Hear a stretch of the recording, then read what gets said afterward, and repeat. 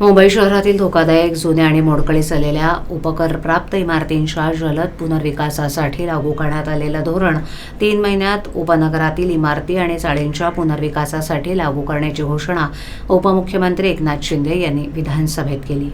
लक्षवेधीच्या माध्यमातून मुंबईतील धोकादायक इमारतींच्या पुनर्विकासाचा प्रश्न सदस्यांनी उपस्थित केला होता. अमीन पटेल, पराग आळवणे, अजय चौधरी, योगेश सागर, सुनील राऊत, जयंत पाटील, नाना पटोले, अतुल भातखळकर, छगन भुजबळ इत्यादींनी प्रश्न उपस्थित केला होता.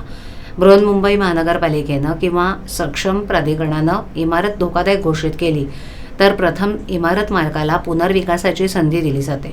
मालकानं 6 महिन्याच्या आत प्रस्ताव सादर न केल्यास भोगवटादारांच्या किंवा भाडेकरूंच्या सहकारी गृहनिर्माण संस्थेला ही संधी दिली जाते. त्यांनीही 6 महिन्यात प्रस्ताव सादर केला नाही तर मुंबई इमारत दुरुस्ती आणि पुनर्रचना मंडळामार्फत भूसंपादन करून पुनर्विकास करण्याची तरतूद मुंबईतील शहरातील उपकरप्राप्त इमारतींच्या पुनर्विकासासाठी लागू करण्यात आली आहे. त्यासाठी सरकारनं संबंधित कायद्यात सुधारणा केली. मात्र या तरतुदी उपनगरात लागू नाहीत. त्यामुळे उपनगरातील धोकादायक इमारतींमधील रहिवाशांना कोणतेही संरक्षण नाही. याचा गैरफायदा घेत इमारत मालक पालिका अधिकाऱ्यांना हाताशी धरून रहिवाशांना बेघर करत असल्याचा आरोप भाजपाच्या मुंबईतील सदस्यांनी केला. विमानतळ परिसरातील इमारतींबाबतही नव्या धोरणानुसार मुंबई इमारत दुरुस्ती आणि पुनर्रचना मंडळानं 854 इमारत मालकांना नोटिसा बजावल्या आहेत. त्यापैकी 67 मालकांनी पुनर्विकास प्रस्ताव सादर केले.